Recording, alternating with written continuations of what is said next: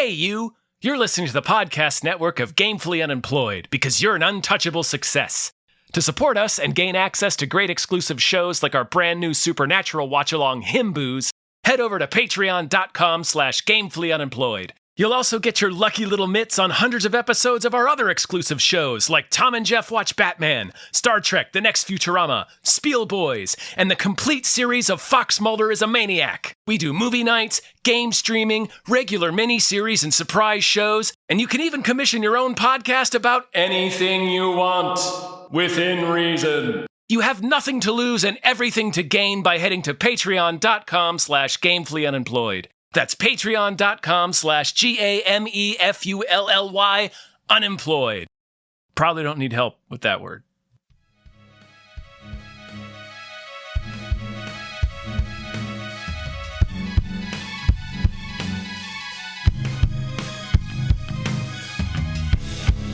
Hypecast mit Tom Reimann und David Bell.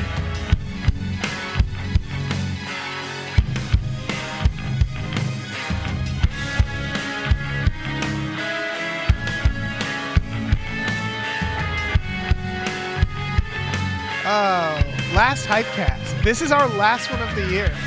Yeah, I figured. We're fucking done after this. I gotta see Avatar. I know. Dunzo. See an Avatar at 12:30 tomorrow. It's I've seen it at 9 It's a.m. gonna take all day. Yeah.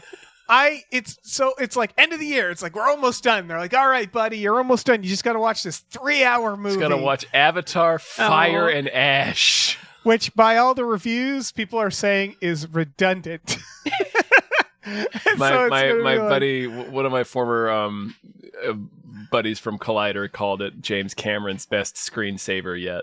No, God. Oh, no. Yeah, so it's like 3 hours. I enjoyed the last one. There's a battle whale and everything, so I mean, I don't know. It's why I'm seeing it 3 in the hours morning, is a tall task, though. Yeah, Yeah. And then plus, it's always like 30 minutes of trailers, so it's seriously half the damn day right there to watch Avatar. Nothing makes me feel like older than talking to younger people about Avatar and being like, you don't understand. When we first saw it, it was so amazing. Like you put a penny in the machine and the horse runs. It was coming out of the screen. Yes. It was like we were in space. I don't care. I don't care about any of this. God damn young people. I know. Wretched. Terrible young we people. hate 'em. Bah humbug. Mm-hmm. Oh, God. Hello, everyone. Hello. We're on an episode of Hypecast. Hypecast. It's a show where I get hyped about. Where we get hyped about stuff and things. I am included in that number. I'm one of your co-hosts, Tom Ryman. I have a frog in my throat. I'm David Bell, the other co-host. And then there's... I'm Lydia Bugg, and I know now that they're not going to introduce me, and I have to do it myself. Yes. Hey! Bootstraps, Lydia. Bootstraps. I think I probably took the longest of any guest politely waiting for you to introduce me last time. It's like playing chicken. Yeah, we'll just sit here. We should do one where we just sit for 45 minutes. Yeah, silence. we leave the room, go grab a snack. That's the entire episode. I was just like kicking my feet, having a drink, having a good time, waiting. So one of you said something. Yeah. Welcome. How are you? I'm good. I'm filled with Christmas spirit. I feel like last time I was here, I wasn't as hyped for the things we were talking about. I was kind of mid about everything, but this time I'm genuinely hyped about some of the stuff we're going to talk about. So I feel like I can deliver more of a hyped cast. Nice. That's great. We love hype here. Yeah, I'm glad because, like, no offense to other weeks, but like we don't always have the best weeks of trailers. No, yeah, admittedly. Yeah, and we're coming on like some stuff that's probably going to piggyback on Avatar. We're not covering the supposed, what is it? Doomsday? Doomsday trailer will allegedly be at the front of and the Odyssey. Avatar, probably the Odyssey. And I thought I heard another one, but certainly one of those two. Right. And as I said, this is the last Hypecast of the year, so there's going to be so much. Are you transforming, Dave? Is it the time of the change? It is. It's always the Ponfar. It's always kind of the time of the change when you're over 40. Oh, I thought you meant like into an avatar. Oh, one just crawls out of his mouth. That's how it happens. I think I haven't seen poop in a long time. That's how it happens. Yeah. You remember in the first one? Lydia, before we get started, just thank you, obviously, for being here. Thank you so much. Happy to have you. Is there anything you want to tell people, or plug, or like say? You know, you're at the grocery store. They've handed you the mic. What are you going to say? Well, first of all, jingle, jingle, obviously. Jingle, jingle. Second of all, you can find me on social media, all of the social medias that have video now, at Lydia. And look for my column every Monday on 1-900hotdog.com, the best and last long-form comedy website. Yes. The last one, if a new one shows up, they will defeat them. Yeah, we have to. And we have Sean, so we can do it. Look out. Yeah. Oh, yeah. He'll easily. He'll get them. He'll get them all. Not me. I'll watch politely, but Sean will get you. Right. Yeah. I mean, you need to like... You're there for when the cops show up and you're like, hey, man, I was just sitting here. I don't know. No, I'm like, I saw everything. It was not Sean's fault. I'm the alibi. See, you're not thinking ahead. If you throw Sean under the bus, then you can take his power. You know what I mean? Like you get his take life. The crystal from his chest, which is the source of all of his strength. That's a good idea. Plan a coup on a podcast that Sean won't listen to, hopefully. Exactly. It gets brought up a lot, but I want to make sure every one of our listeners knows that Sean was... Uwe Boll backed down from a fight challenge from Sean, famously, like in real life.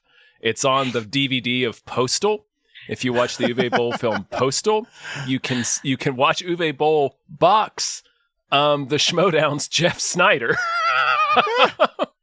He famously challenged his critics to a fight, and Sean was one of them. And Uwe saw him and was like, "No, I will fight Jeff Snyder, though." He was like, "I'm not going to fight the 6 foot tall guy with the mohawk, but if anyone smaller would like to criticize me, right?" And he has good on him for being like, "Listen, let's be realistic here." I just wanted to make sure everybody, all of our listeners, knew that about Sean Baby.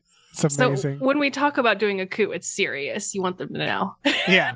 We can't. They do have the ability to conquer other media entities. Yeah.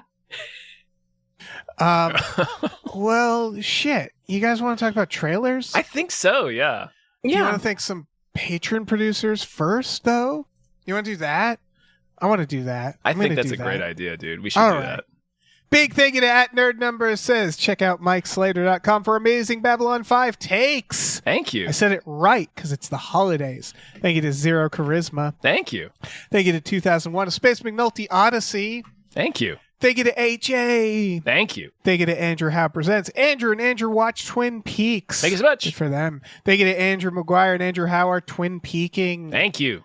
Thank you to As Long As I Got My Suit and Kai. He said it's like a song. I don't know what songs are.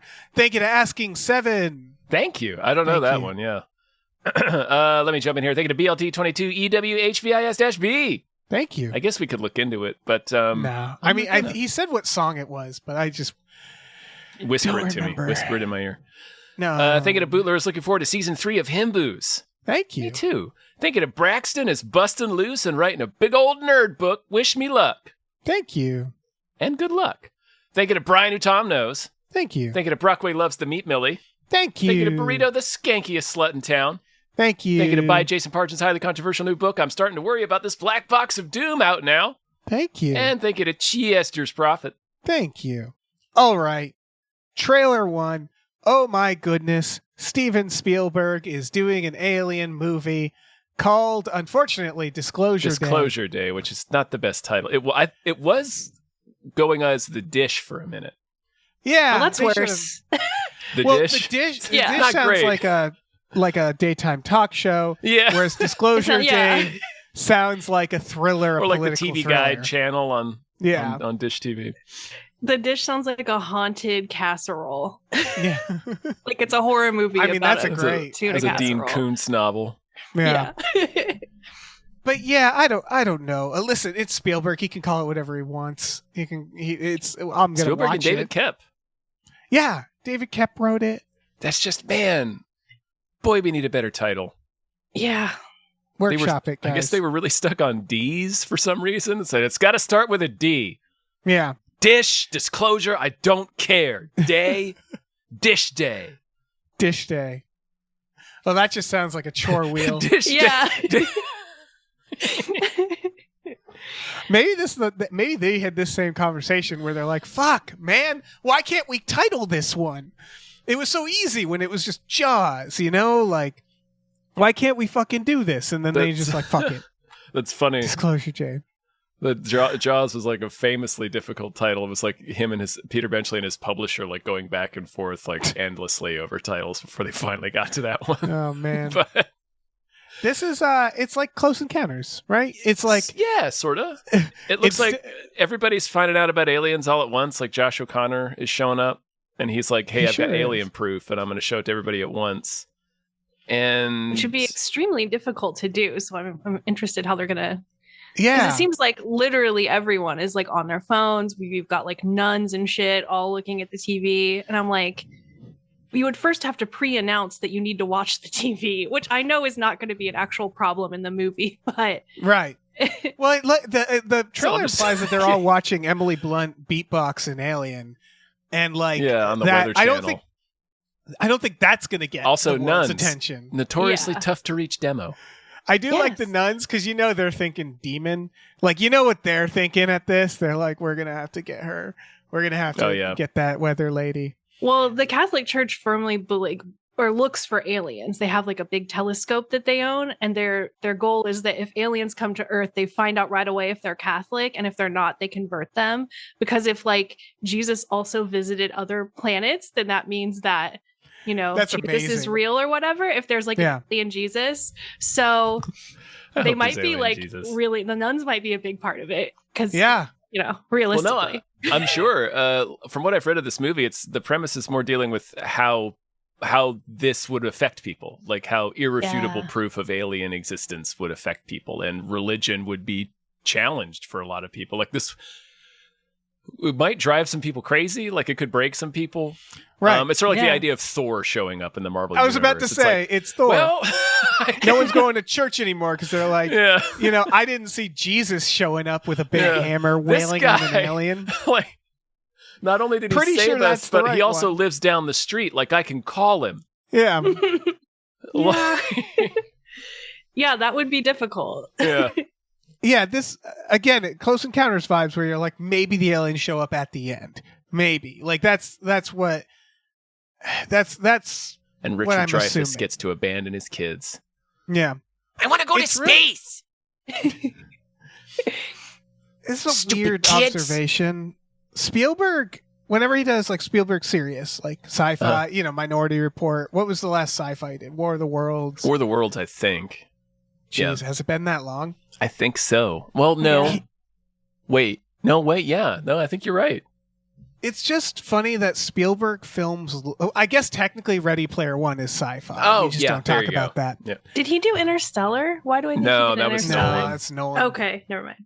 But I guess I don't know how to phrase this. Is like when people seek to make like a Spielbergian type film, they aim to make a movie that looks kind of like his films in the 80s and 90s. You know what I mean? And Spielberg doesn't care to make a Spielbergian film. I mean, he already is. But you know what I mean? Well, Where I'm like, oh, it's him doing Close he's Encounters. evolved what that means. Like it still Exactly. looks like a Spielberg film. You got the low angles, the lens flares, it's just he's evolved. It's that. And it's like people dress. It's like weird comparison, but it's like you know how Corey Feldman stayed dressing up as that one era of Michael Jackson forever and ever, even when Michael Jackson moved way Yeah. beyond that era. It's kind of like that.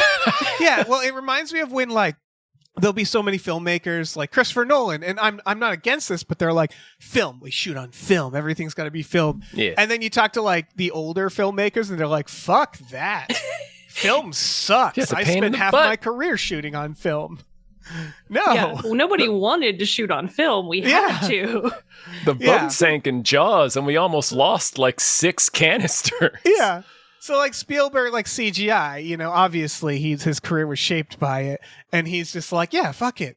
CGI animals, CGI everything. And like it's just interesting because like his movies are still I love all, like, even the ones I don't like are good movies. You know what I mean? Where it's still fucking Spielberg. There's still a baseline quality with a Spielberg movie. Oh yeah. Like even something like Ready Player One, which I super don't care for, like revisiting it for Spiel Boys, I liked it more.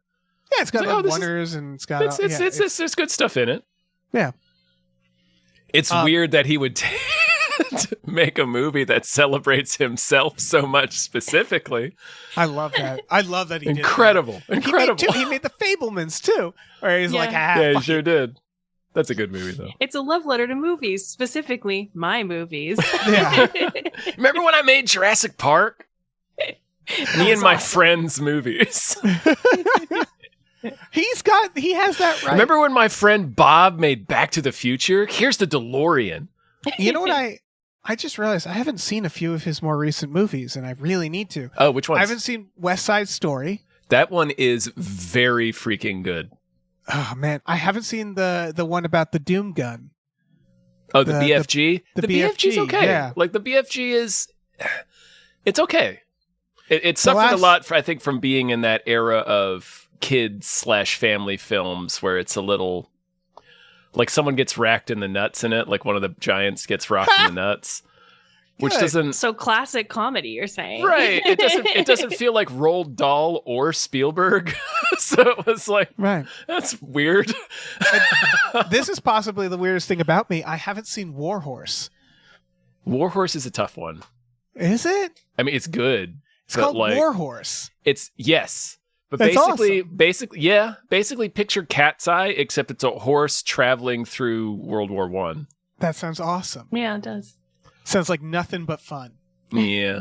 Yeah. So it doesn't really, when it changes owners, it doesn't change them because it's solving their problems so much as they're getting blasted apart by the Germans. Sure. Oh, and the horse is like, all right, shit. It's a very sad movie. Is the horse like sad about this? It's a horse. It's like a spider. Well, feels you can get the horse feels a certain kind of way. There's a lot of horse murder in it too. Oh, like I'm very anti-horse murder in shows. Like when they beheaded the horse in Game of Thrones, I was like, well, no more Game of Thrones for me. That's rough. Yeah, he gets press ganged into the German army at one point, and he's got to pull machinery through the mud.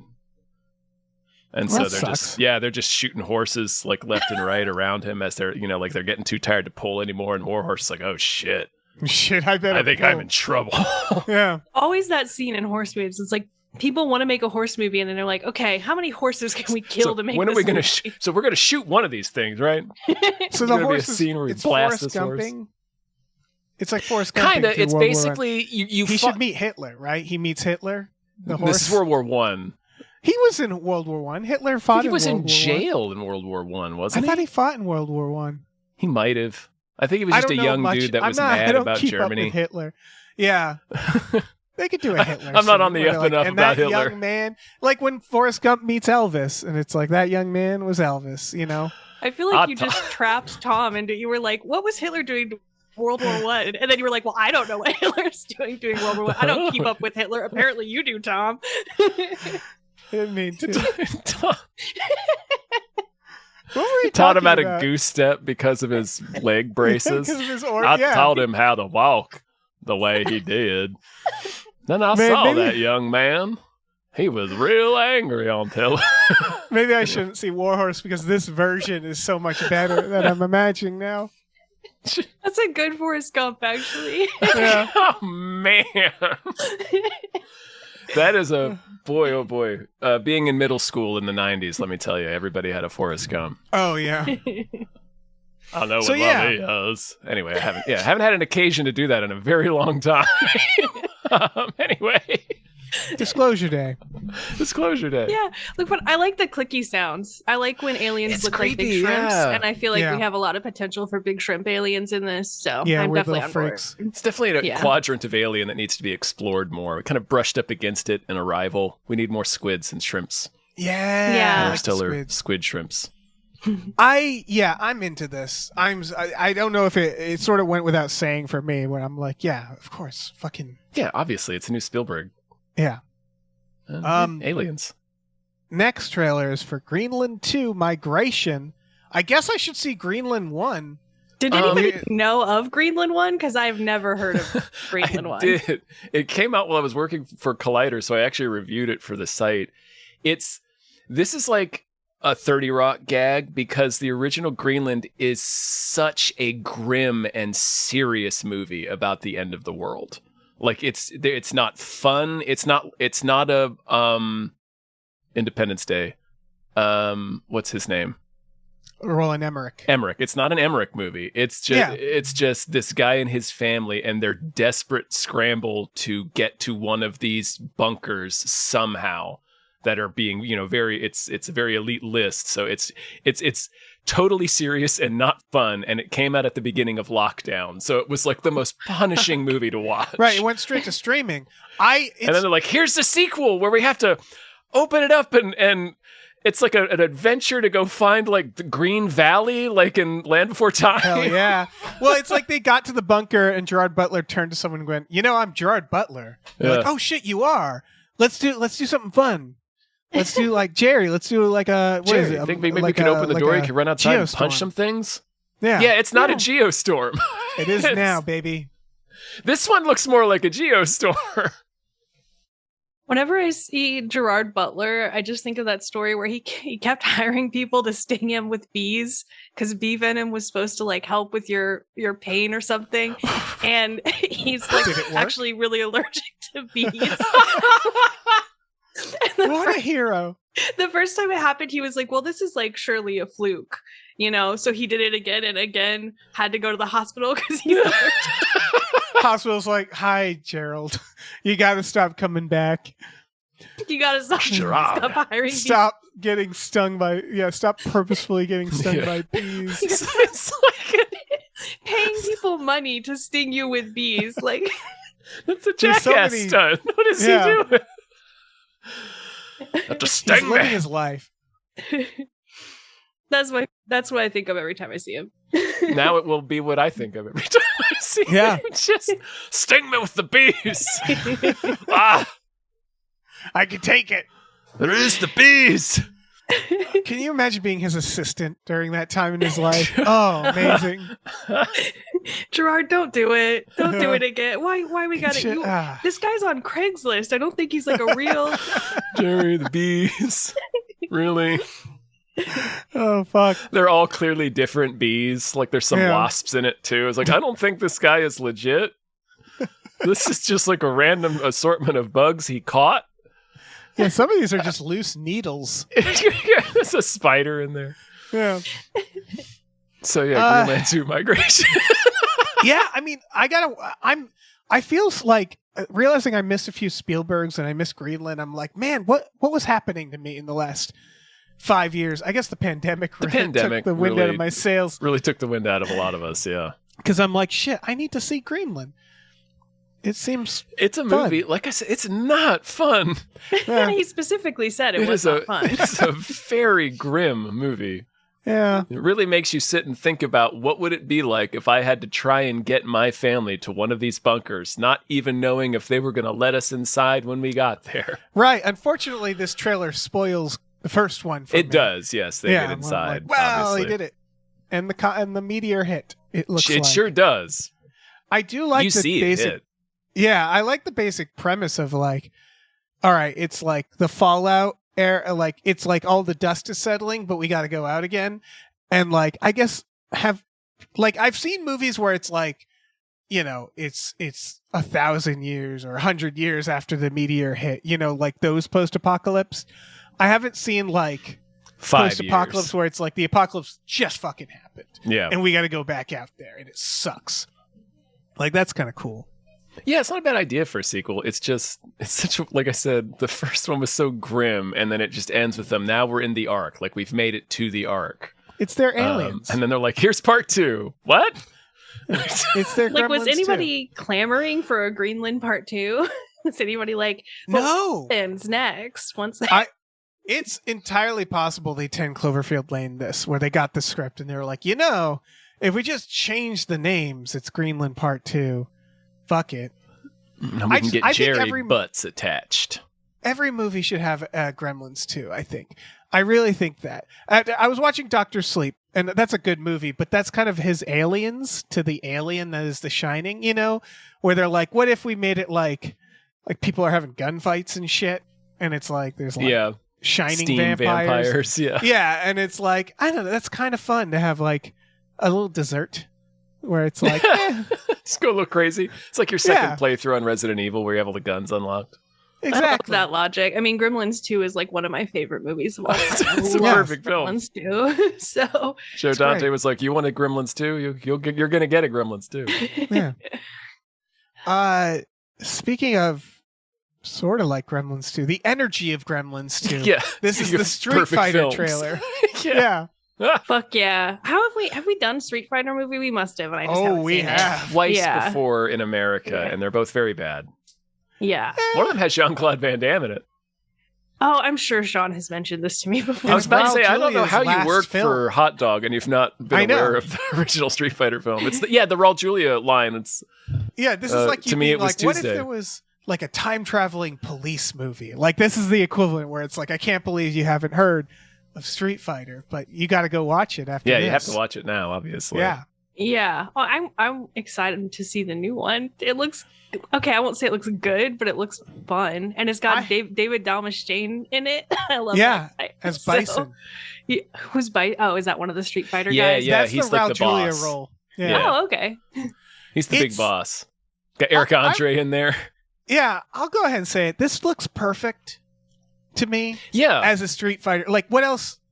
It looks like Street feels like Fighter Street Fighter. 4, the video game, sprung to life, which is like the cabaret comparisons I've been making seems kind of apt. Like it just looks like they're just making this goofy ass Street Fighter movie just to look exactly like the video games. Like they beat up a car in the trailer. Yeah, the choreography looks genuinely Yeah, fun. it looks sweet. It looks fun. Yeah, it looks like a lot of like, you know, what if physics didn't matter? Yeah, like Scott Pilgrim type action, but they're doing it's like wire work kung fu. Yeah. Yeah. It's Eric Andre, like his the director of his show in that movie he did. And Bad Trip. Yeah. Yeah, it's not someone who normally does like action. And I love that. Like, I don't know. I just can't stop watching this trailer because it's just so fun. And Did Eric stupid. Andre write it? Is he in it? I guess I He's knew there in were it. I saw a bunch of people I liked, but I couldn't remember individually anyone except David Dalmastian. 50 cents there. Oh my God. 50 Cent's Okay. Balrog. Yeah, Eric Andre's that guy in the goofy outfit doing a dancing behind the desk that you see real Okay. briefly. Yeah, he it feels plays a like character in the background of Balrog's stage in the video game. That's it feels like this is the product of a series of emails that were just titled, "Do you like Street Fighter?" And whoever was like, "Yeah," they're like, "Great, we're gonna do a separate email now. Do you want to be in Street Fighter?" And they're like, "Yeah, of course." And they're like, "All right, now we're gonna funnel out the most like notable people who said yes," because that's what it really does feel like. It's just people who are like, "Yeah, I'll be in Street Fighter. Fuck yeah." All Just- the I can't B tier celebrities can be in it. Jason Momoa is in this. Oh, he nice. plays Blanca. It's Blanca. Cody Rhodes. It's Cody Rhodes man. looks incredible with that haircut. The His guile guile. haircut. Oh man. This is I think Marvel did a lot for this. Yes. Obviously in that like they just eventually stopped caring and you just have Doctor Doom wearing metal and a cape and being named Doctor Doom and Thor's got a cape and a hammer and Yeah. he's Thor and it's just they stopped Just be the thing. just be the thing. Stop worrying about looking ridiculous. This is ridiculous. Embrace the ridiculousness. I think honestly, as you brought it up, I think Scott Pilgrim did a lot for Yes. this. I think the and then obviously the realization- success of the most recent Mortal Kombat helped right. a lot too. I think the realization of just be the thing you are, Mhm. because that's what Mortal Kombat is too. Yeah. They're like, let's just be the thing. Combined with, I think video game adaptations are becoming like they're really cooking. And I think in part because it's like if even a comic book, it's like, yeah, you get some more visuals than like a novel, but video games, you can really just be the thing because you know what the thing is very clearly from the video game, right? And particularly now, as so much writing goes into video games, even these goofy little fighting games.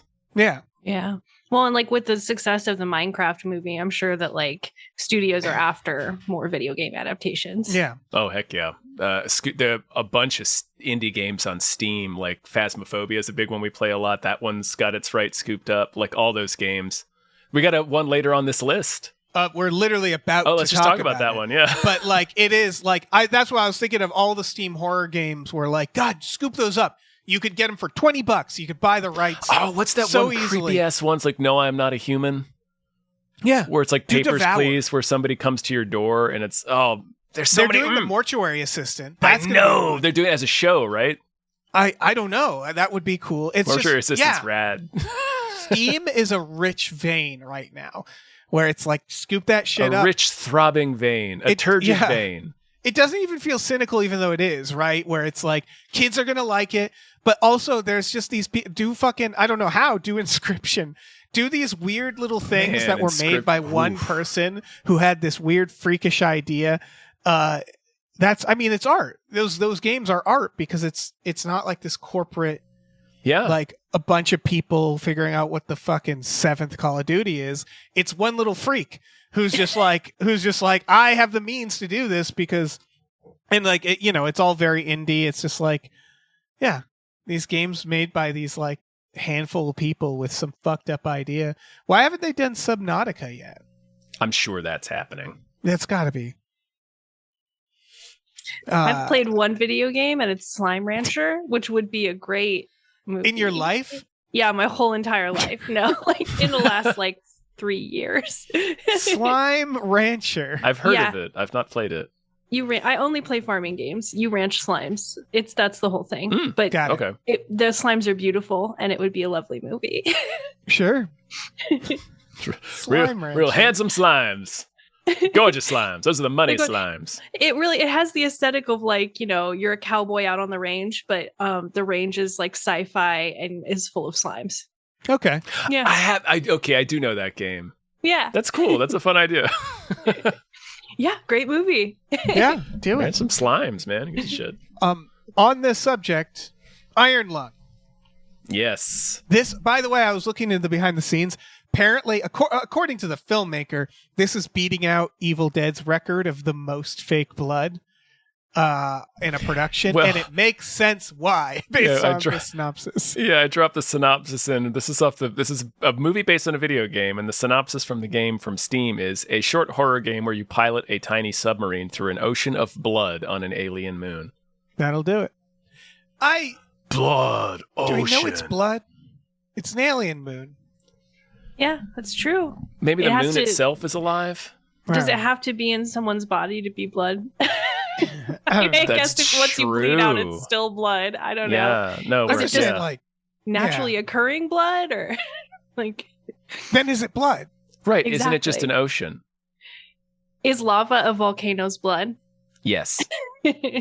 This is. I didn't write down the guy's name. Marky Plyer.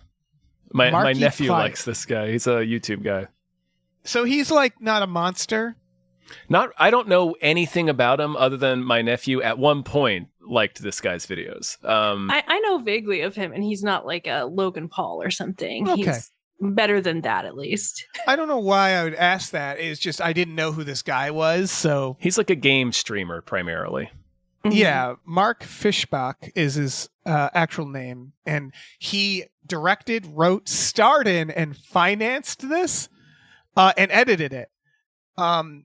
Which it doesn't look bad. That usually is, when someone does that, you're like, let's see. No, yeah, it looks really cool, which is I guess, because the game itself is so minimalist. It's just you're in a tiny, cramped submarine with this real brutalist architecture, and that's what we're in this trailer.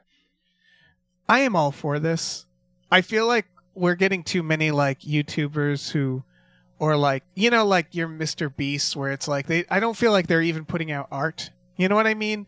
And I'm not saying you have to. No, but I know exactly what you're saying. What do you mean Mr. Beast isn't art? Yeah.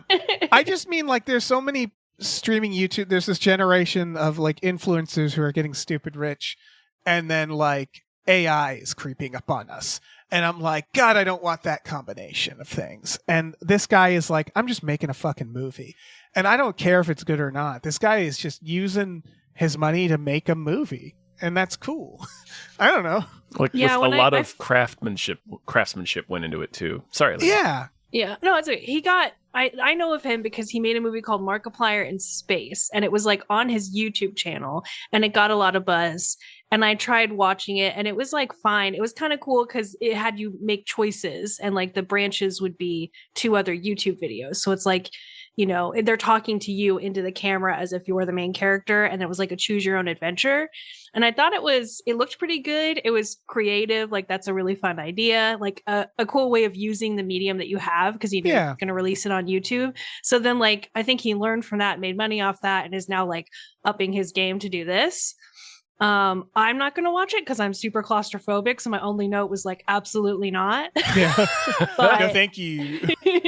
Blood submarine, cool. No. Yeah. I just it's not like heroic or anything. It's just that feeling of like, I'm glad to see like this industry, these people aren't going to stagnate. Like, evolve, make stuff. It's nice that everybody's not like taking. It's cool to see that somebody that isn't just doing like, oh, I'm gonna take the money I earned from this video and do like, I'll give this guy $1 million to spend the night in a haunted house while it's on fire, but you have to tie this helicopter to your dick. Yeah. So I like that he's taking this. Well, yeah, obviously everybody would, which is why Mr. Beast is very famous and wealthy. But like, I like that he's like, no, I'm gonna do that and make this weird little movie. That's just cool. Yeah, I like that there's still people like that out there that just want to make stuff.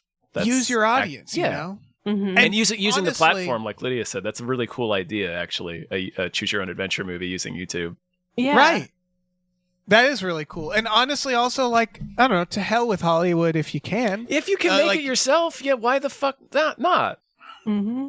Yeah. Well, yeah, like you said, it's better than someone being like, oh, I have money now, I'm going to buy 100 Birkins. Like, why not put that into making something? Like, you could use that money to make something. And that's more fun, and I have way more respect for you if you do that. That's why you can tell, like, there's just Mr. Beast is so devoid of creativity. There's, like, a video essays about his show itself is badly made. But then once he had money, he's like, I don't know, Lunchables. Oh, yeah, like, that's the he makes most of his money from what I've heard from those stupid little candy bars and stuff. It's from the merchandise and things. But it's nice when people make things. You get fuck off money and make things instead of, I'm going to build a Willy Wonka's chocolate factory. This is going to be, by the way, the biggest movie ever. I was looking at the trailers. One of them has like 10 million views. It's that thing where it's also about how kind of, listen, I love Hollywood, or I love that. That style of movies. I love the Spielberg and all that shit. Yeah. But there's so much that's sneaking up on them where it's like that, like, this is just going to be like this surprise hit, I feel like, where people are going to be like, what the fuck is that? Where did that come from? And it's because it's just, this little avenue that young people are tapped into that people don't seem aware of, you know? Totally. Well, and it's always fun when someone can make a movie for real cheap that's just them in one room. And if it's actually a good movie, like, wow, what an accomplishment. And also if it does well, even better, you know? Yeah. Yeah, it's cool. Next movie is It's just Fargo. Yeah, he's Are just you allowed Fargo. to just make Fargo again? He was in Fargo. Action Fargo. Yeah, he's in season 1 of Fargo playing the doofus deputy that gets promoted ahead of her. Yeah, I don't know. My one note was, can we just do Fargo? I guess that's fine, but is this allowed? There's allowed to something do this? funny naming a movie Normal, just because it's like, what do you want to see? You want to see like the Spielberg? You want to see this? There's also like Normal. It's like naming a movie Medium, where you're like, yeah, I guess that's probably fine. You want to see Mild? Yeah. Yeah, I could go for Mild.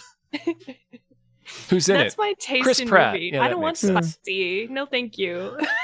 Normal. Too spicy.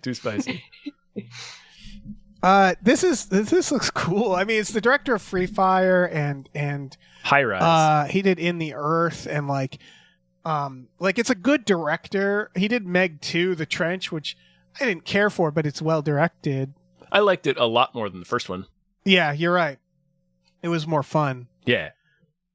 And so like This looks fun, yeah. Yeah. I like we talked that about this already, didn't we?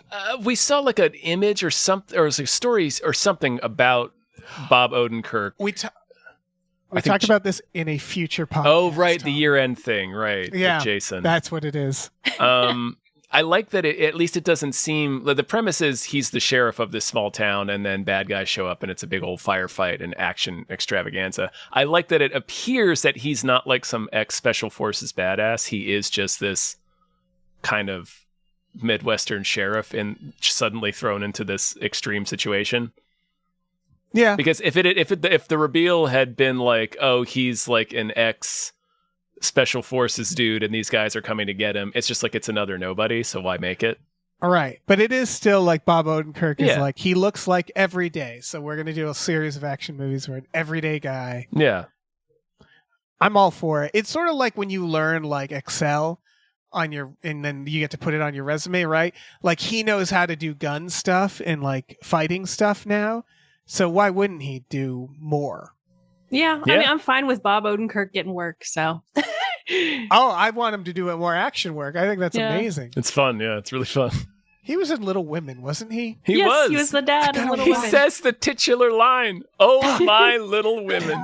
I've only seen the original one or the 90s one. I got to see this new one. It's really good. Yeah, it's not bad. That what I said does happen. Yeah. It's amazing. He walks in, you feel like you're being punked. It is a jump scare when he walks through the door. Because if ever there was a man who does not look like he was in the 19th century, it is Bob Odenkirk. Yeah. He has a distinctly like 70s face. Yeah. It's kind of his power is that Bob Odenkirk stands out in everything he's in. Like it doesn't feel like he belongs in anything, and that's like his power. I think. I can see that. He's always too good for the role. Yeah. It seems, which is what makes him. It's like he's always more talented than the role requires, so he does more. That's just like my perception right now in trying to think of what makes him memorable in all these little bit parts I've seen him in over the years before he sort of blew up. It's like he always did like he put a little bit of, I don't know, extra weirdness or something on it to make him stick out. It is that he's a good actor. Like I think he should leave sketch. He's heartbreaking in it. And that's why it's so funny. The ice cream store. He's the saddest man in the world. Oh, it's so good. Yeah, But, I'm excited for this. Yeah, you're right. That was a really long-winded way of saying he's just a good actor. He is. He's really good. It's just, I don't know.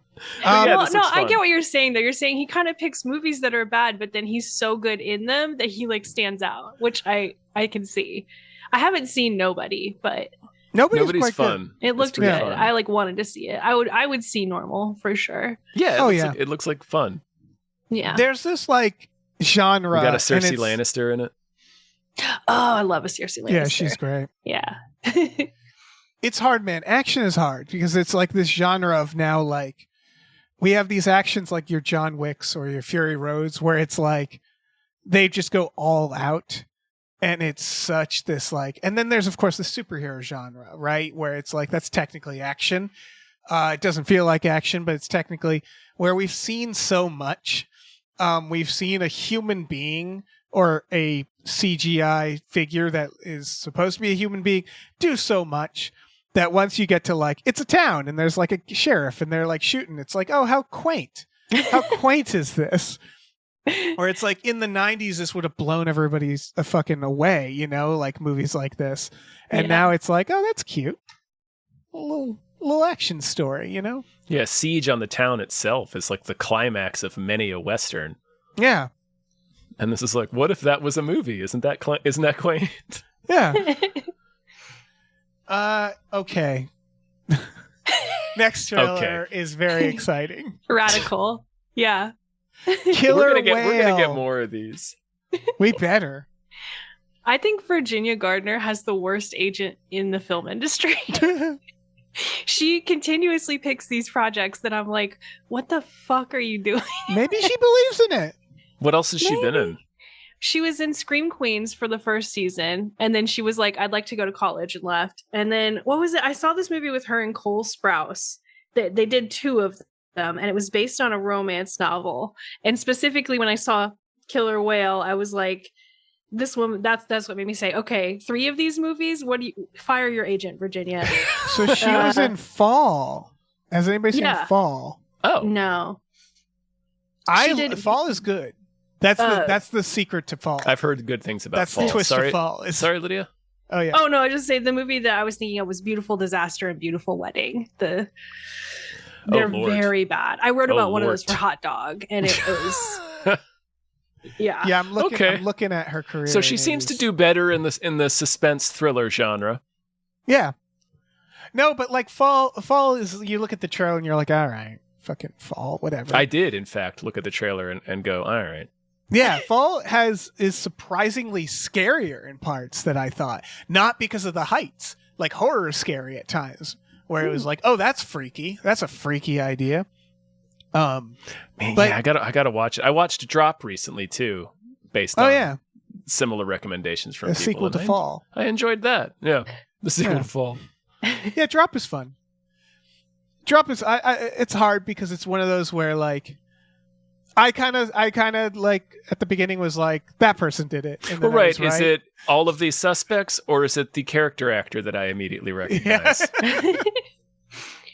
Who do you think did it in Killer Whale? Was it the Killer Whale? No, I hope not. All right. I think it's a red herring. But fuck you. I'm the greatest. This is such I'm the original one of these movies. The beginning when they're like, "Woo, best summer!" I know. And Yeah. like, I said aloud to myself as they're doing their toast. It's like may your beers be cold, the boys be hot, and something about us, whatever. I was like, I will never get eaten by killer whales. Yeah. It's similar again to like Fall. Like I love the like gal pal horror movies where it starts with them like, yeah, we're doing it, and then it's like you guys are 1.5 a year. You're gonna get murdered. Oh yeah, it's the real Reef situation. Well, yeah, it's one of those where it's hard to make it scary because you can escape them pretty easily. So then we have to like like they really had to work to keep them in the area to make an hour-long movie. Because getting attacked by a killer whale is a 2-minute-long movie. Yeah, happens pretty quick. Yeah, and you're not fighting it. Like that's just it. I watched Blackfish actually. The killer whale attack is going to be about longer than you're comfortable with. Yeah, that's fair. Yeah, that's fair. That's true. It's pretty agonizing. There is like, yeah. There is, I'm going to say too many movies now that are like, we do a lot of shark movies this way where it's Lady Surfer. Yeah, this like is that is Reef. now like, that's like the go-to victim in the ocean now is like Lady Surfer. Where, I don't know. Some of them are good. I love Dangerous Animals, they're trapped. The killer whale, it thinks it's trapped. They say it thinks it's still in captivity because they're in like a weird rock formation, kind of like an atoll, but it's just like an inverted atoll. And I think the goal is to free the whale, right? If they free the whale and stop killing them, I think that's what they're implying, which is why I think this should just be another Free Willy. Yeah, it would be so easily. Is this a Free Willy horror movie? That's incredible, actually. They made a Bring It On horror movie. Remember that? Like, no. Oh yeah, I think that's an art that we need to continue. Oh, when we do genre bending sequels. Yeah, a horror Free Willy. I mean, that sounds like a Ernest horror Winnie Scared the Pooh. Stupid. Free Willy or else. I like that. There it is. And then you do a Free Willy Christmas. See, that's how they used to do sequels. Yeah. And then they meet the Wolfman. I think they're in a tough situation here, which is the Blackfish situation, where I don't think anybody's going to be murdering this orca at the end. I don't think that you can blow up this killer whale. That's why I think they're going to have to free it at the end. Counterpoint, yes, you can. Yeah. Because I think the film Primate is faced with a similar moral quandary where that monkey up. that monkey's getting fucking executed, and that monkey's getting blown away in the end of that movie. There's a lot of animal death in this episode of Hypecast. I know. Oh, yeah. So many dead horses. So many dead horses, man. Warhorse went through it. They should make a killer horse movie. That would be, Horse to me, killer horse, way scarier than killer whale. You just have to leave the ocean. Just don't go in the ocean. Yeah, just don't go in there. You're fine. Unless it gets a jetpack. I really want killer horse. Now we're talking. Killer whale 2. Yeah, Warhorse 2, Sword of Vengeance. Yeah, fuck it. Just put machine guns on its back, let him gallop. Yeah. Did we say, I mean, we didn't have to say what this is about because it's called Killer Whale. It's a killer whale attacking some ladies. Yeah. Well, we should say that they first encounter it in like a closed aquarium, and then it seems to chase them to the ocean somehow. Right? Yeah, I couldn't quite connect that little prologue. I was like, were these the same people? I'm not sure. This is what I think the plot is. I'm laying it all out. It's a whale at an abandoned amusement park that they left there who went crazy. Yes. I think that's the idea. And then it gets out at the beginning, goes into the ocean, and has it's like what's his name in Shawshank? Like it can't be on the outside. Brooks, so it finds this little enclosure, and they're like it thinks it's still in captivity, and I think it's gonna lash out. And then I think they have to be like the whale's therapist or something. I think they have to work things out with the whale. Maybe they'll kill the whale. I really think that they had this discussion and they're like, people are going to be bummed out if we kill this tortured whale at the end. I think they're going to have to save the whale. Not if you make the whale real mean. Yeah. I think it asshole. should jump the rocks Free Willy style and eat one of them as it goes. Oh, yeah. That would be really radical if they did that Free Willy arc moment, but someone's standing and it just opens its mouth and takes it with them. Decapitates them. I'd see that movie. Yeah, now I'm on board. I want to see this film. Make the whale racist. Yeah. Then you can do whatever you want. Then we'll be fine. Give it a little Nazi tattoo like Edward Norton in American History X. So reveal, it rolls over to see it. They're like, huh, it was a Nazi. That whale's a Nazi. Do a flashback where it meets Hitler in World War I. Yeah. Yeah. Hitler and That's Warhorse. how they'll solve that for sure. Yeah. I think we're spoiling things for people because we're saying things that are definitely going to happen. That's true. That's true. We should move on before we ruin the film. All right. Next trailer. Alpha. Lydia, have you seen Titane or Raw? No. I might have seen Raw. I know of Raw and I thought it sounded good. I don't see a ton of horror movies. But this looks so melodrama-y to me. And then I looked at the plot and I thought the plot sounds really good, but I did not like the trailer. Titane is what's your thought on body horror? Oh no. Okay. Then don't see that movie. It's this director is making some of the most fucked up films that I think are delightful. And this is her next one. Yeah, exploring really real themes, but in extreme, hyper-literal body horror ways. Yeah. Where you're like, I didn't expect this to be a movie about this guy having lost his child and all this stuff, in this movie about a woman who fucks a car and gets impregnated by it. That's Titane. That's Titane, what that's about. Wow. But it's also about a lot of other things. Is the misdirect part of it? Because the trailer just kind of seems shoegazy about a young girl who's partying too much. I didn't even know that it was body horror until I read the plot. Yeah. It's like a disease that turns people into marble or something like that. Yeah. Which sounds sick. But I couldn't really tell that was what was going on in the trailer. I thought it was about probably heroin addiction. I really was. I thought it was just like a particularly intense coming of age movie. Yeah. But it's, I mean, which is it's probably always going to what be it is, fucked up in but- some way. Yeah. I just imagine her agent being like, hey, listen, you know, Blumhouse is talking like you could do a nun movie or like you're going to do another fucked up thing. All right, let's do another fucked up thing. Got it. Okay, gotcha. Because she is hot. Like like those movies. I mean, I guess they're cult hits, but like she's really good. Tane got a lot of buzz Yeah. when it came out. I feel like everybody in the horror community has seen Raw or talks about Raw. Yeah. I haven't and like, seen Raw yet. It's Ooh. Raw's harder. that's what. Yeah. Raw personally is more difficult of a subject for me. So Yeah. oh. But you see it in this trailer. Like some of the cinematography looks really good, and like I don't know. I'm just gonna keep watching her bangers, you know, and finding them viscerally upsetting. Yeah, her banger's about banging cars. Yeah. She gives birth to a car. We should make her fight Cronenberg somehow. They should do like a I weird think off. she is. Yeah, you're right.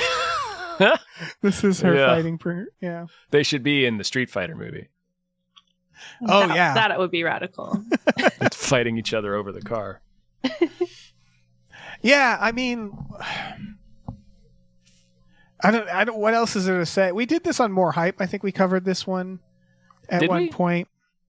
I think so because this has been on my radar for a little while, and I gotta say, I mean, this and the next trailer. Like, I love that Neon is finding these fucked up films and they're just blasting them out, or these directors who make things that aren't for everybody, and they're not going to try to make them for everybody. You know, like that's. I don't think she's ever going to make. She's just going to keep Cronenberg in it. Yeah, right? it's like they're getting the stuff that's not commercial enough for like an A24. Yeah. Yeah, where A24 is like, ew. Ew. Marvel people? No, we're good. I think horror is really having a moment right now. Oh yeah. It is. Body horror specifically. Yeah. Weirdly. which Yeah, I after don't the like. Substance. Yeah. Did you see Yeah. The Substance, Lydia? No, I think last time you asked me, I would see that, and I was like, yeah, I want to see it. I'm going to get on that. Still haven't done it. Because I don't love body horror, but I know that's going to be good, and I want to see it. But I'm going to watch it through my fingers. Yeah. Right. There's some gross parts. It's pretty gross. It's pretty a gross. movie. All right, we got final trailer. This I wanted for more hype, but it's getting the appropriate amount of hype and then some, which makes me very happy. Good. Final trailer. Hokum. Hokum. Too spooky. Did not watch the whole trailer. I bailed out of the trailer. Oh man. So this is the same director that made the movies Oddity and Caveat. Caveat. Did you watch either of those? No. Oh man. They're Sorry, it's a podcast. I have to talk. No. Super spooky. This- So, he is a spooky filmmaker. Yeah, Damian McCarthy. I had to drive across town in Los Angeles to see Oddity in theaters. Like it was one that and fucking Cobweb, where these two movies made by these really good horror directors that just their movies just don't get these big releases. And it's so nice to see that this is clearly gonna be. It's Adam Scott. Adam Yeah. Scott's in it. We got an Adam Scott. Yeah. It's just nice to see, like, what I assume will be a pretty large release, you know? Thanks It to Neon. looks pretty freaking spooky. Yeah, it's like a witch. Yeah, like a witch. Yeah, I can't do when the trailers are just like pounding music and flashing like little spooky scenes. I'm like, Oh, yeah. I hate a jump scare more than See- anything, and I know they're building up to that. You should Google like, the golem in Oddity. Like, this director, what he loves to do is put an object that is impossibly creepy to the point that you kind of laugh. Yeah. Where you're like, come on. Well- And, like, in this one, it seems like it's The Mask. The Mask where you're like, Yes. all right. Okay, man. No one makes a mask like that. There's always an object. Like Drew Grant has talked about it a lot on a previous episode. There's like a haunted object mythology with his films that you can get into. But like there's Yeah. also he'll also present a situation. Like he'll put the character in a situation that's just so extreme in the spookiness area that you start laughing. You're like, okay, man. Yeah, you're like, come on. Like, all right, dude. I know this is gonna. I know exactly what's gonna happen, and I don't like it. Yeah. Caveat is the stuffed rabbit. That's just like, Yeah, the little again, symbol like, rabbit. Jesus.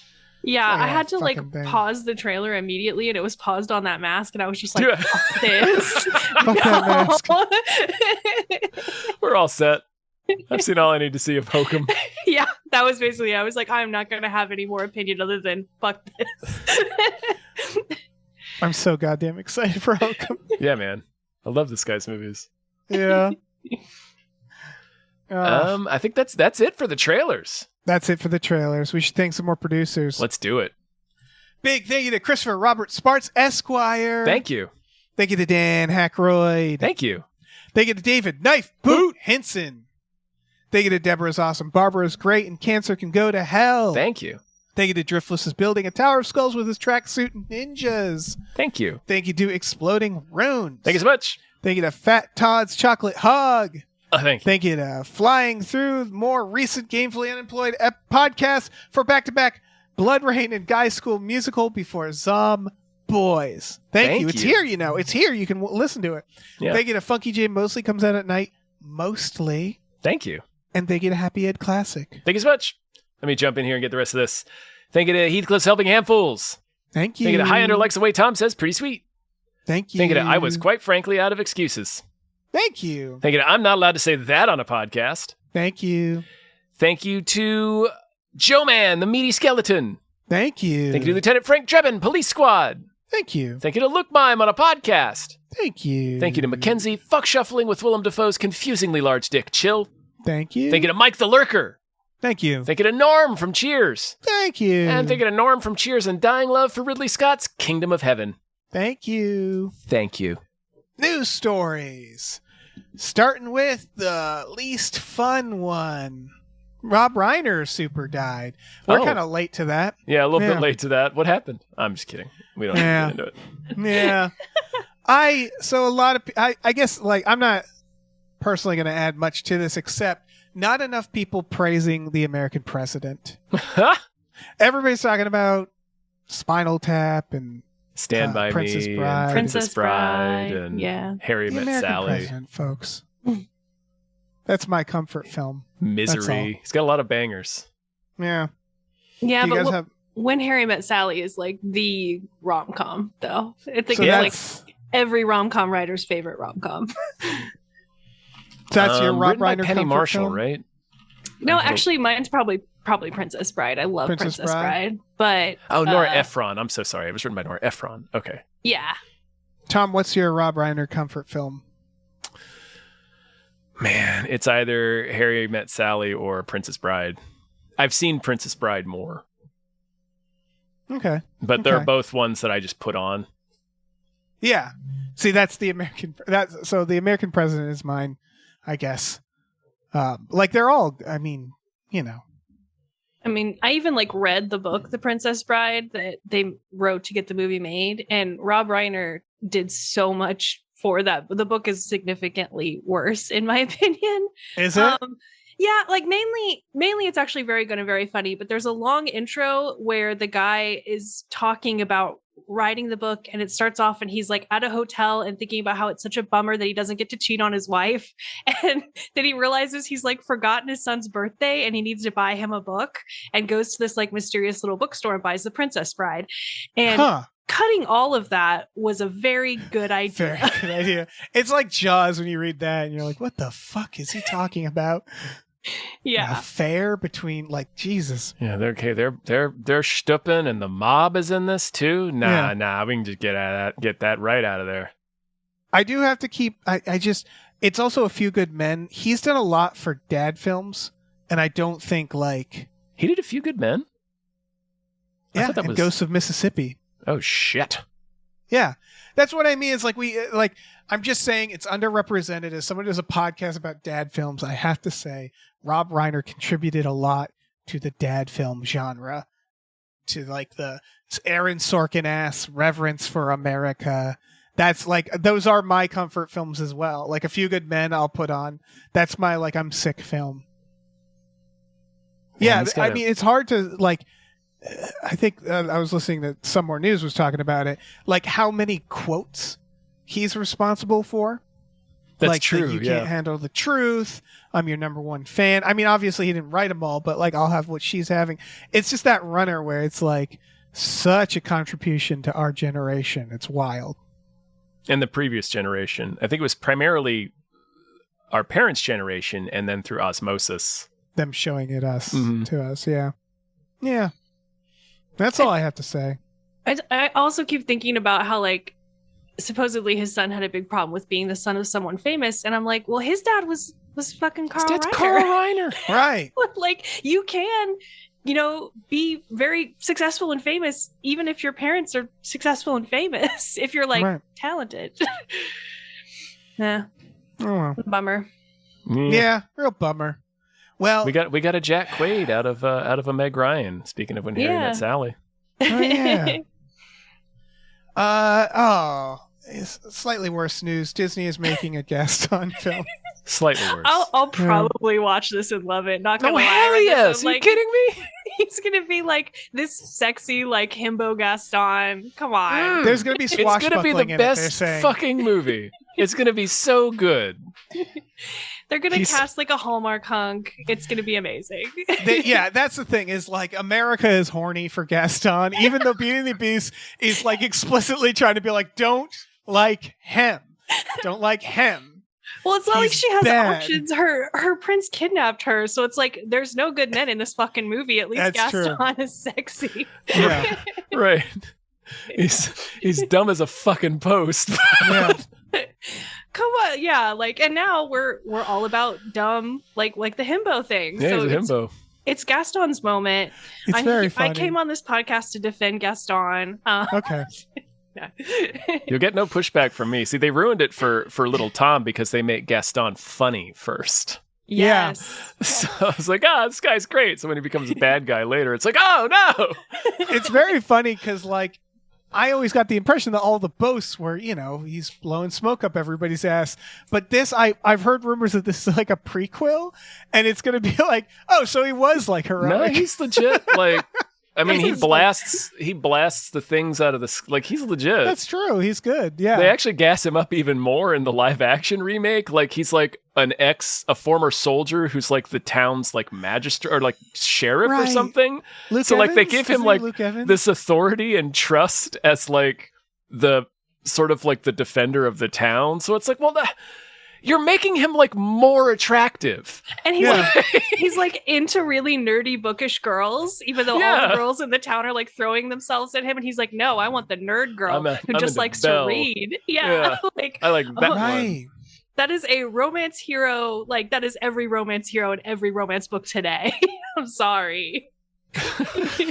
Sure, he's an egomaniacal maniac. But again, this is versus a literal has her monster. father thrown in prison to force her to marry him, but still, I mean, literally, no one fights like Gaston. No one spits like Gaston. He can't help it that is true. It's true. And yeah, he jails her father, but the Beast jails her. Yes. So the Beast jails her father first. Yeah. Oh yeah. Nobody has more people. Come to stare at the Beast, have you?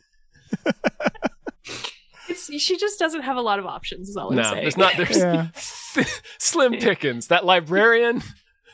Yeah. It's a small town. It's Gaston or LeFou. Yeah. Mm-hmm. Yeah. Who we all know is gay. So right. Disney has made him briefly gay. They did. But even if he wasn't, he's just like, his whole world's clearly Gaston. Like, there's no room in his life for anyone else. No. No, absolutely not. I always wondered how he was affected by Gaston's death, like, legitimately. Oh, it was a spiral. Had that thought as a kid. I was like, what's that going to do to for revenge? That was like his best friend. Beauty and the Beast 2, LeFou is coming for you. Like, it's... It'll be like a Jack Ruby sitch where he's just like, it'll be this burst of violence, where the beast is like getting to his car. Oh, he'll do it. It's when the prince is, because he's a human now, right? It'll be when like the prince and Belle are like coming down to the village to shake hands and kiss babies, and LeFou will just step out of the crowd and shoot him. Yeah, with a fedora. Yep. That's probably how the Gaston movie ends. Yeah. Oh man, I want that so bad. I want this to be from his point of view at like Gaston's funeral, and it's all like a series of like flashbacks, and it's really sad and weird. LeFou telling his grandchildren about Gaston. Yeah, like Edward Scissorhands. Edward, like old just LeFou. about to say that, like Edward Scissorhands. Hell yeah. The worst old person voice ever. Sorry, Lou. That's okay. Yeah, like the more we talk about this, the more on Gaston's side of it come up. Like, well, he was a prince, and Gaston is just a villager, just a poor soldier, and the prince is fighting him for his girlfriend. Like, what chance did he stand? Right. The prince had fucking Hulk strength too. Yeah. It's a monster. The writer of this movie has the world's easiest job, so like don't miss this shot, whoever's writing it. Yeah, seriously. All right, last news story. The Oscars are moving to YouTube, which is where everybody was watching it anyway. Yeah. If they could. I would have to like pretend I got cable for a day to watch the Oscars recently, or you have to like sign up for something and cancel it. Yeah, it's so stupid. Yeah, I saw people kind of mad at this, and personally, I'm just like, what? I mean, they've been talking about ratings, and it's like, yeah, because you're unwatchable, literally unwatchable. You gotta make yourself and it's just accessible. so it's becoming less and less relevant too.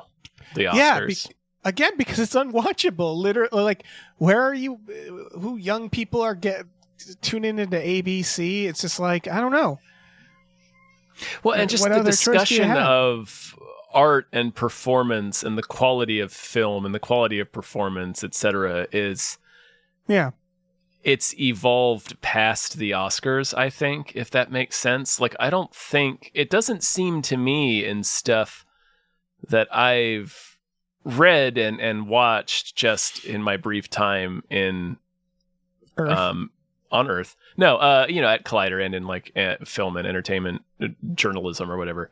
It just seems like it's not that important to younger people, or that they talk about it in a different way, or that having the actual accolade is not really I don't know. It just seems like the way the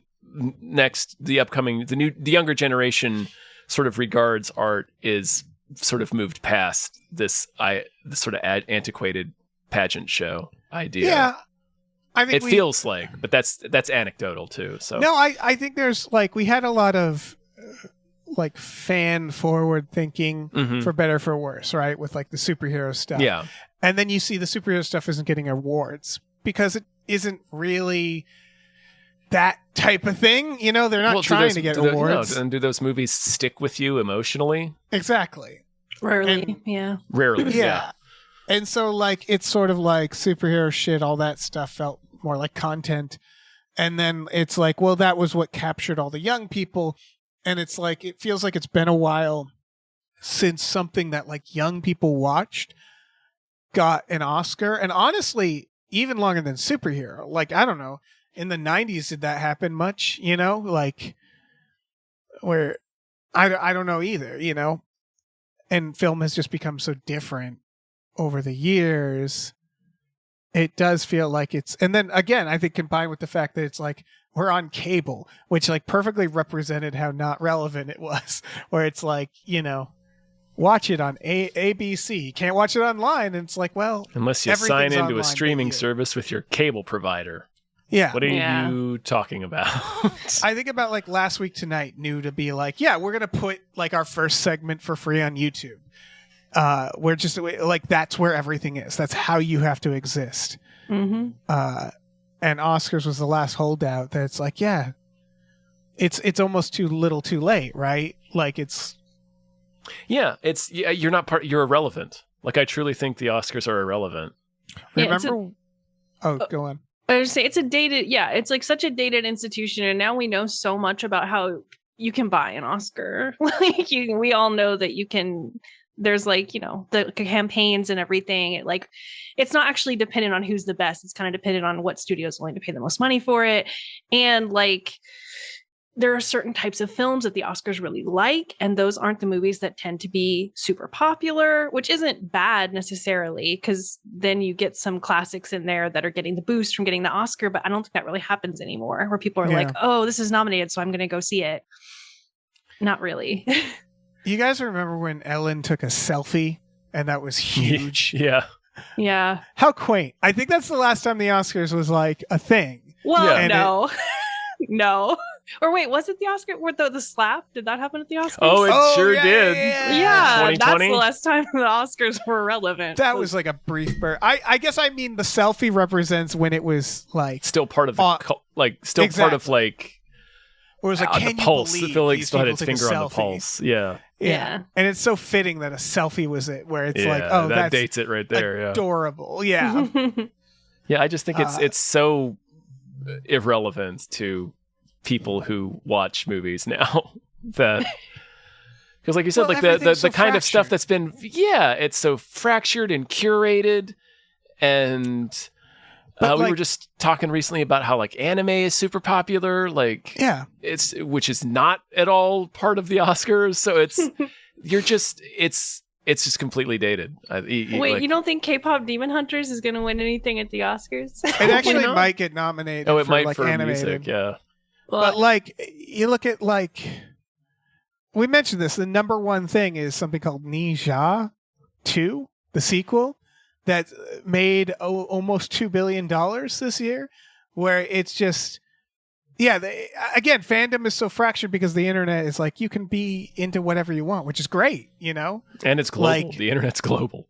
It's global. So it's just like there's no like agreed upon culture Mm-hmm. and like the Oscars used to be that, right? It used to Right. be the thing to tell everybody these are the artistic films of the year. More of a And it's- trendsetter.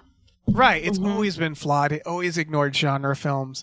It's always had, and so it's like no wonder people are like, fuck you. Like the moment we could break away, we did. That's all. yeah. It feels like the big fancy steak restaurant in every small town that like two people go to. You go in, there's like two other people in the restaurant, and it's Yeah. like, this is the best restaurant in town. Yeah, but only like two people give a Right. shit How do you about it. stay open? You two people come here all the time? Yeah, basically. And that's the thing. I would be at that steak restaurant. I like the Oscars. Like it happens to align with my tastes a lot. It's just, well, with the exception of horror. So it's like there's that sadness of like, I like what the idea of it, like the lie of the Oscars, Yeah, same. I think we all It's do. It's like a people, beautiful lie. yeah, it's like people being nostalgic for Blockbuster. You're like, nah, that actually really sucked. You go to Blockbuster. Blockbuster sucked, but I get it. See, I get I'm- the nostalgia. I'm going to start the hot take of pushing back against Blockbuster really sucked. I think Blockbuster moderately sucked. I think All right, that's I think fair. we're leaning too far into I remember. anti-nostalgia and saying Blockbuster was like a total shitfire pile of garbage that we hated going to. It's like, no, going to Blockbuster was fun and rad. It was just Yeah. janky and expensive. Technically, Also- I went to Hollywood Video, not Blockbuster. 'cause I Same. was, Oh, well, like, that indie did like suck That. I was because underground Hollywood like Video that. is worse. That's why you think it sucked. Blockbuster was high end. Blockbuster was. Yeah. Hollywood Video had more older movies. Like if you wanted That's to the thing. rent something that wasn't a new release, you had to go. Like Blockbuster really started to get bad about that. I remember. I Yeah. have a grudge against Hollywood Video because they wouldn't hire me. And that's why I have a bachelor's degree in arts now, because I had to go to college. Well, who's Same. still They alive? didn't hire them or me you? either. Sons of bitches. Yeah. There was a local, I had like this indie video store that was really cool. It had a cult section. And like right around Netflix, I went in and was like, are you guys hiring? And the guy just laughed, like cry laughed. I'm like, oh, we're not going to be here in a year, young man. Like, oh dear. Yeah. Not only are we Adorable. not hiring, we're aggressively downsizing. Yeah. Somebody in the back throwing away stacks of DVDs. I love that we were all not hired by Hollywood Video. Yeah. Yeah. Yeah, man. What was on our resumes? I worked at a movie Not theater. these ones. That was my movie nerd thing. Same. I did that Yeah. as well. What else? Producers? I think Are we moving producers. on? Yeah, let's do some producers. Big thank you to Norm from Cheers. Undying love for Ridley Scott's Kingdom of Heaven is a paradox of affection I'm not willing to unravel. Thank you. We have to break them up. Thank you to Oh Shit, It's Candyman. Thank you. Thank you to Numino Ultramicroscopic Silico-Volcanoconiosis Anti-Disestablishmentarianism Jones. Thank you. Thank you to RevMD. Thank you. Thank you to Ricky Cilantro. Thank you so much. Thank you to Robert. Thank you. Thank you to Rosemary's Baby from Eraserhead. Thank you. Thank you to Screaming Horse Pyramid. Don't do that to Or horses. Horse. Thank you to Sorry Cop, world's most laughable centrist. Man, screaming warhorse pyramid. Can you imagine? I can. It's the part where they're all they're shooting the horses. That's or whatever. that is the part. That's the part. Yeah. Thank you to Steven. Thank you. Thank you to the Construct Rituals by Ravages of the Scourge. It's metal about necromancers. Thank you. Thank All you. right, let me jump in here. Thank you to the conveniently placed self-destruct button on the top of every baby's head. Thank you. Thank you to the Oatmeal Savage. Thank you. Thank you to the scar left by seeing James Woods put a gun in his stomach cooch. Thank you. Thank you to the shithouse poetry of Peter Kaser. Sure. Thank you. I think it's some new producers this week. Thank you to the Thrilla in Manila, Schlong in Hong Kong. Thank you. Thank you to the To Be Terror Bunny has left a grimy copy of Tracks in your house for Christmas. Boy, I hope Thank so. you. I actually really want to watch Tracks. Thank you to these 7 Bs. Thank you. Thank you to Tip Drizzle. Thank you. Thank you to Tux. Tux. Thank you to Vincent. Thank you to Will Rhymes with Bill or Bill Rhymes with Will. Thank you. And thank you to your mom. Thanks. Dave. Ah. Dave, before we leave for the year, Wow. Yeah. Yeah. do you have perhaps 2 movies that deserve more hype? I do. These were curiosities to me. Because one of them They're doesn't like have a Father trailer. Christmas, Dave. Yeah, one of them I think has been out, and it's on rental on Letterboxd Video Store. Speaking of Blockbuster and nostalgia, I don't know what the fuck Letterboxd is up to. I didn't think they mattered at all, but they're doing like a weird rental thing, and this movie is available to rent. No trailer whatsoever. I can't fucking find a trailer. All I know is it has very good reviews. It's called It Ends, and it is a first-time filmmaker, a Gen Z filmmaker, and it is quite clearly a metaphor for the shit they're dealing with.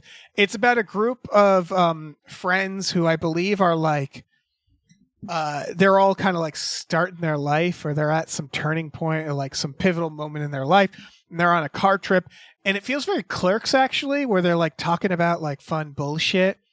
And then they get on this road, and they're like, the directions don't make sense. Like there's supposed to be like a part where you pull off and they don't.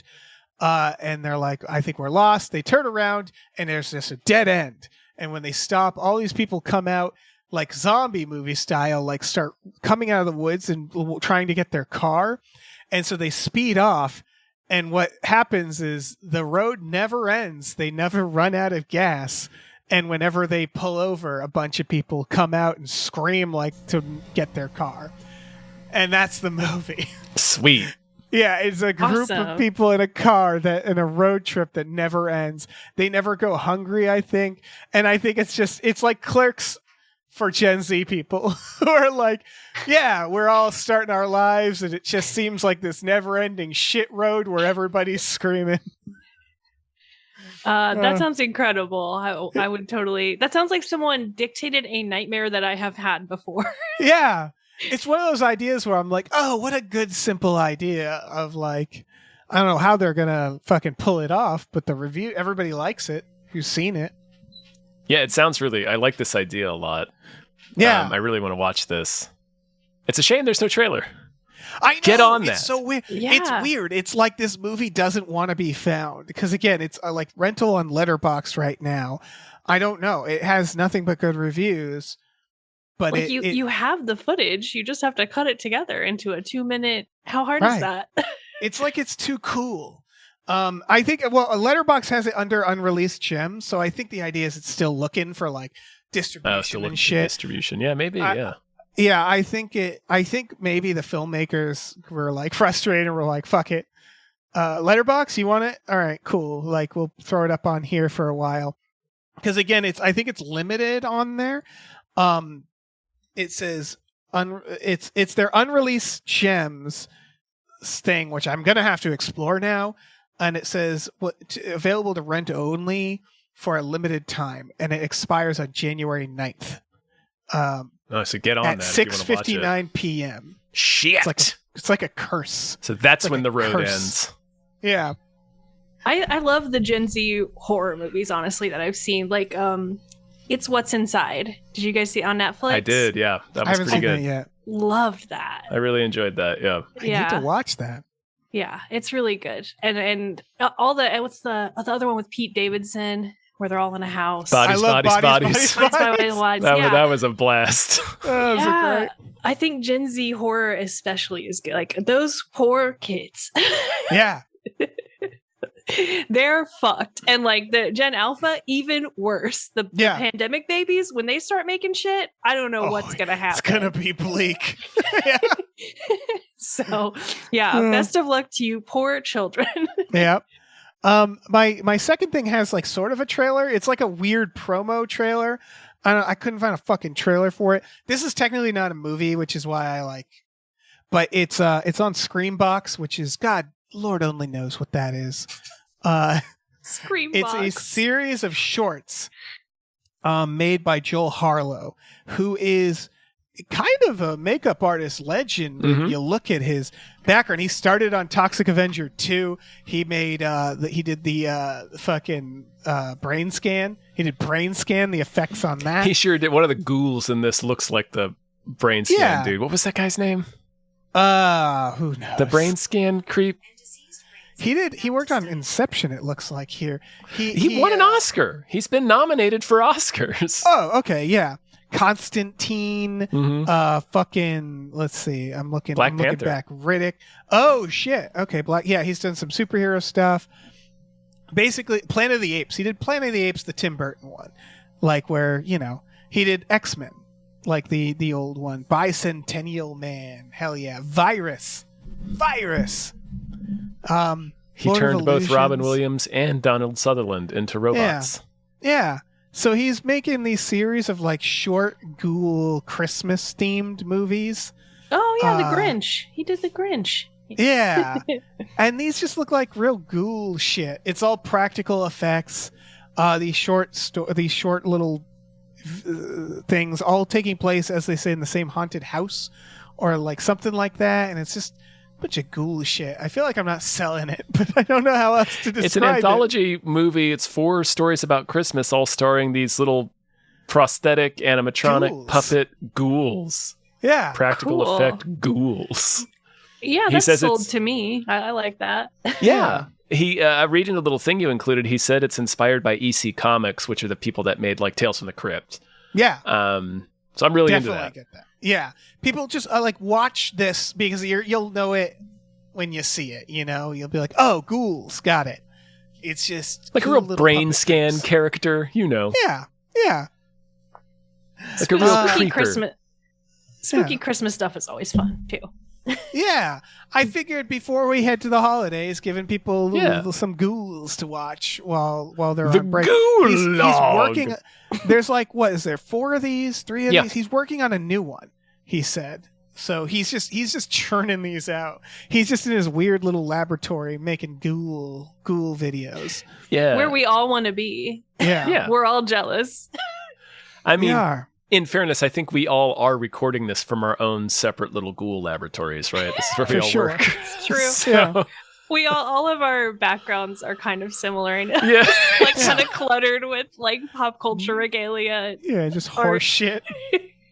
Just cursed bookshelves. That's what we have. We are ghouls. But yeah, I'm into this. Old time radio. That's all right. That's the best name I could find. That's the name of one of the shorts, but that's what they put on the fucking trailer. But it seems like it's a few things. It's let me find the list. Old Time Radio, Your Move, Dance With Me, The Spectre of Christmas. Those are all the shorts. So like crack open that Scream box, which I think is, what the fuck is Scream box? I mean, Google it, right? It's a horror movie streaming. It's like a Shudder. It's a Shudder. It looks like they produced Silent Night, Deadly Night, the new one. Oh, rad. I need to check that I think out. they're tied in with Bloody Disgusting, which is the horror movie. I should be more engaged with this, is my point. Like, I like Shudder. I probably like Screambox, right? Probably. Yeah. Anyway, that's it. Check this out. Yeah. Joel Harlow's Old Time Radio, Mhm. starring 3 of his ghoul characters. He calls them Rictus Grimm, Edward Mize, and Mildred Price. Amazing. Rictus Grimm just sounds like a Guar puppet name. That's great. All right, so Rictus Yeah. Grimm I get. Edward Mize is E. Demise. I got that. Ah. Mildred Price. What's that? This is fucking Haunted Mansion grave shit. Oh, yeah. No, it's EC Yeah. Comics shit. Yeah. I love it. So Um, good. I think that's a sode. I think we've done did it. We did it. Woo! Last sode of the year! Hypecast 2025! Hypecast. Whee! Lydia, thank you for being here at the end. At the Yeah. very end of the year. Of all things, indeed. Of all things. Last year ever. Woo! If this is the last one ever, please don't blame me. Everyone's gonna say it's because they had Lydia on Hypecast, and Mhm. that's her fault. The world ended. We'll throw you under the bus. We're going to throw you under the bus for it. You want to plug some stuff right here at the end? What are you up to? What's going on? Yeah, just doing my weekly column on 1-900-HOT-DOG, and I make TikToks now. I make so many Woo! TikToks and such. On my name, you know Lydia, on like Instagram and all that stuff too. So eventually I'll sell a book from that. Hopefully, that's what the TikToks. audience is for. So TikToks. yeah, me and Jason Yeah. on TikTok. All right, everybody check that out. And Do also, what's our deal, Tom? I don't know. Say words, Dave. Patreon. Patreon.com/gamefullyunemployed. We have so many podcasts, too many podcasts on there that you can Entirely access for too many, really. $5 a month. That includes the shows Tom and Jeff Watch Batman, Fox Mulder is a Maniac, Star Trek The Next Futurama, Spiel Boys, and our new-ish supernatural podcast, Him Booze. Check all of those out. You can watch movies with us every Friday night. We'll probably be off. I mean, we'll probably watch them tonight, movies, but we'll probably be off for a few weeks or at least a week. I'm not sure. And Definitely then the we'll week be of back at Christmas it will in be. January. So the 26th, there won't be films. Yeah. Frog in my throat. What the hell, dude? Sorry, everyone. We also have Anyway, a store. check that out. Yeah. Check out gamefullyunemployed.com where you can find a link to our Teespring store. We have all kinds of cool original artwork and designs by cool original artists like Michael Vincent Bramley, Starlene Hodge, Justin Brown, and others. So check that out. Please like and subscribe wherever you are listening, or rate and review, rather. It helps. And check out our show Badical, Badical, wherever you are listening as well. Yes, new episode. New episode of Badical! Yep. And have a perfectly fine holiday. Yes. Have a Average. mild holiday. Yeah. That's I'll the take best thing you normal. can wish someone. Just, Yeah. I hope it's like not that memorable. Right. I hope no one freaks out, you know? Just Nothing real spills. smooth. Yeah. I hope you don't notice it pass by at all. Yep. In and out. Nope. All right. All right. Bye, Bye, everybody. Hey, listen, our music is produced by Chris Corlew. You can find him on twitter.com as the Corlew or go to shipwreckedsailor.bandcamp.com. Our channel artwork is produced by Michael Vincent Bramley. For more of his work, go to mvbramley.art. Our episode artwork is by Justin Brown, available on Twitter as Justin T. Brown or at artistbyjustinbrown.com. And finally, additional artwork is by Starlene Hodge. You can find her work at starlenearts.com or on Twitter as StarleneX. Cool. Goodbye.